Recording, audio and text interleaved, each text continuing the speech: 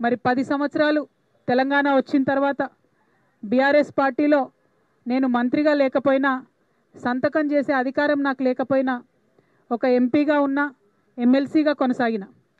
ఆనాడు చాలా సందర్భాలలో మిగతా అమరవీరుల కుటుంబాలకు ఎవరికైతే డబ్బులు అందలేదో వారికి ఇంకో రూపంగా డబ్బులు ఇవ్వాలని అంతర్గత వేదికల మీద అనేక సందర్భాల్లో నేను చెప్పడం జరిగింది. కానీ ఇవాళ నేను మనస్ఫూర్తిగా అమరవీరుల కుటుంబ సభ్యులకు, అమరవీరులకు, తెలంగాణ ఉద్యమకారులకు చేతులెత్తి నమస్కరించి క్షమాపణ కోరుతా ఉన్నా.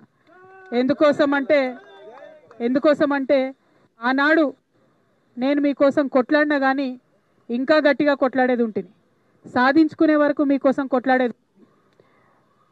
ఇవాళ నేను కోరేది ఒకటే, మనం ఉద్యమం డబ్బుల కోసం చేయలే, మన ఉద్యమం మనకు ఉద్యోగాలు రావాలని చేయలేదు, తెలంగాణ యావత్తు బాగుండాలి, అందరం బాగుండాలని చేసినాం. కాబట్టే ఇవాళ ఇక్కడ ఈ పవిత్రమైనటువంటి గడ్డ సాక్షిగా, ఈ అమరవీరుల స్తూపం సాక్షిగా నేను ప్రమాణం చేస్తూ ఉన్నాను.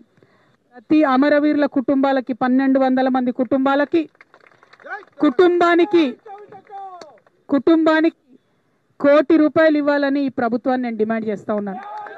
ప్రతి అమరవీరుల కుటుంబానికి ₹1 కోటి ఈ ప్రభుత్వం నుండన్నా ఇప్పిస్తాం, లేకపోతే ఈ ప్రభుత్వం మార్చి వచ్చే ప్రభుత్వంతోనైనా ఇప్పిస్తామని ఈ సందర్భంగా నేను అమరవీరుల కుటుంబాలకు వారి యొక్క పాదాల సాక్షిగా మీకు తెలియజేస్తా ఉన్నాను.